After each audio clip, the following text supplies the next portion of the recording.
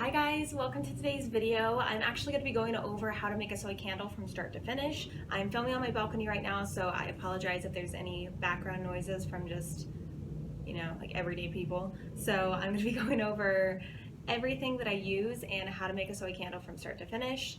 And the first thing that I did was, so right over here is my double boiler. So right on here it's heating up, so I turned it up pretty high. I filled the pot it's about a ½ inch to an inch deep full of water. And I have my tiny little pitcher here. I really want to get a bigger one. And what I'm going to do is I'm going to fill it with 169 grams of wax. So we are going to be just making one candle. And this is a 9-ounce jar, and it takes 169 grams to fill it up right to where it ends right there. So I'm going to take my little scale. This is a pocket scale. Again, I need to get another one. And I'm going to turn that on. I'm going to put this right on top. And then I'm going to tare it. So that just means that it's going to go back to 0. So whatever weight is in there is going to show up as the actual weight and not the weight plus the pitcher. So the wax that I use is called Soy 10. And it's a soy and I think it's soy and beeswax, but only just a very little amount of beeswax. And unfortunately, it doesn't come in the flakes that the 464 golden wax does. It comes in a huge slab. So what I have to do is I take this kitchen frosting thing and I cut it open. I just slice it into little blocks, and then that way it is easier for me to just pick through and get the right amount. So I'm just going through. Okay, so now it's at 175.2, so that's a little bit too much. So I'm just gonna go in and try to take some of it away. Oh, okay, so it's 169.4. That's totally fine. I don't mind if it's like a few points off from the amount. So I'm gonna put this away, put the wax down, and then I'm going to put the candle thermometer in here. And this is still heating up, but I'm gonna go ahead and put it in there anyways. So while that is heating up, I'm going to go over how I prepped the candle. So if you can see, there's a little red dot at the bottom of that where I placed the wick. So I use this red RTV gasket maker high temperature glue. So it seals like cement and it's not going anywhere. Even when the candle gets really hot towards the bottom, the wick is not going to go loose inside the candle, which is something that you don't want. So the wick that I used in this candle is an Eco 10 wick. And so what you're gonna wanna do, because wick size really matters when it comes to the candle jar that you use. So with this wick, it is good for 2 to 3 inch diameter candles. So the diameter of this candle is about 2 1/3 inch. So it's perfect for this candle. I've already tested it before and it burns really clean all the way down. The fragrance oil that I'm going to be using today on this candle is Pumpkin Latte. It's by VA Candle Supply. And I'm going to be doing a 9% fragrance load inside of this 9-ounce candle jar. So the way that I was able to figure that out was I did 169, which is the amount of grams that I'm using, and I multiplied that by 9%. So that gave me 15.21. So I'm just going to do 15.2 grams inside of this. Once this has heated up till about 195 degrees, and then I'll let it cool down. It cools down pretty fast when I take it out of there, and it'll cool down to probably between 160 and 170. I'll pour it, stir it for a little bit, and then not too long after I'll pour it. To be able to hold the wick in place, it's really simple to just use clothespins. It gives you enough room to be able to pour, but it still is able to hold the wick in place. I also have, this is actually a little skewer stick, I believe, and it works really well for being able to just stir the fragrance oil, and then I'm able to just toss it right after once I'm done. Also, something that's very important, and I'm actually going to put it on right now, is a warning label for your candles. So if you're ever going to give it to somebody, or if you're looking to sell candles, you always want to have a warning label down at the bottom, which works really well because it also is able to cover up that red dot at the bottom. So that just goes like that.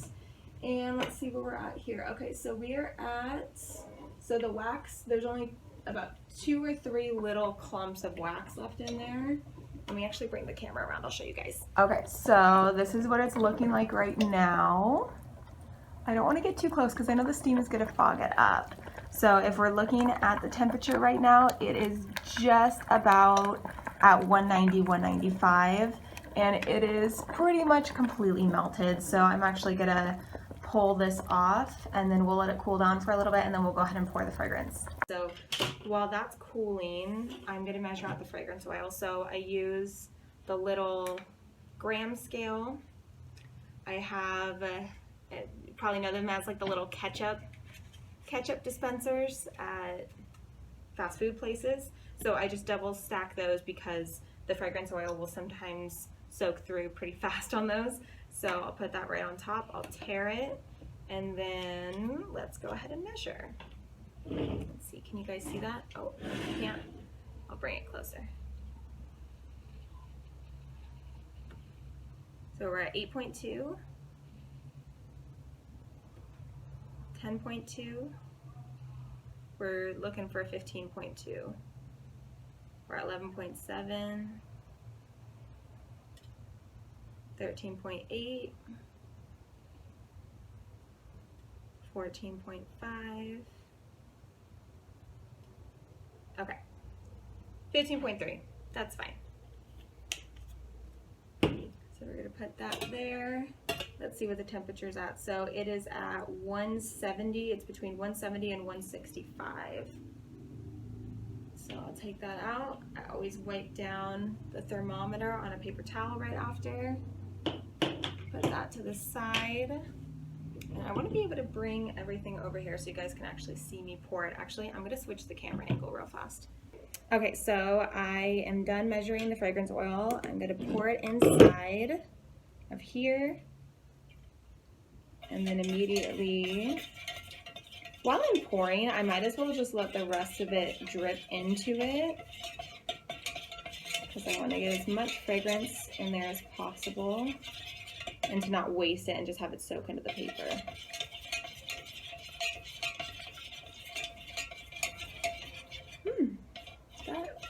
It's always hard to tell, like it's not the best way to tell when you're stirring it and it's this hot right after you put the fragrance oil in.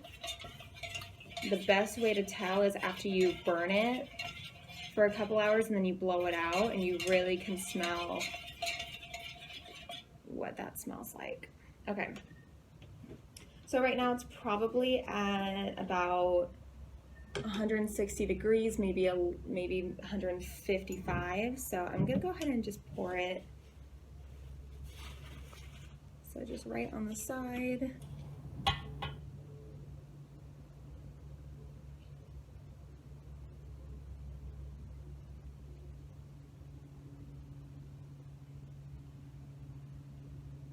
And I chose not to do any dye. I'm not really doing too much dye right now. That was a little bit, okay, so that was a little bit more than what I typically do. I'm gonna just put the rest in there. So what that tells me is that my scale is off because I was making the perfect amount with 169 grams of wax. Oh wait, didn't I say in the beginning of the video I did 169.4? Maybe that was my bad. Honestly, it probably was my bad, but I honestly think the scale is, I need to get another one. Okay, so while that cools, I just wanted to show you guys what it actually looks like. So this is the same exact candle size, just cooled down, and it is that really pretty white color. The best part about this wax, it is so creamy. It's never given me the sinkholes. So I absolutely love this wax. It is a little bit more expensive, but honestly it's so worth it. It's so much more high quality than some of the other waxes, and especially a lot of the waxes that you can get at Hobby Lobby, Michael's. But if you are just doing this as a hobby, I would recommend just trying out and getting started with a cheaper kit. That way you know that it's something that you are interested in actually doing for a hobby. Okay, so I hope you guys really enjoyed my video and learning how to make your own soy candles. If you have any questions, please leave them in the comment section below. Also, check out the description box. I will go ahead and leave a link to all of the supplies that I'm using so you guys can go ahead and get started on making your own homemade candles. But other than that, I will see you guys next time. Thanks, guys.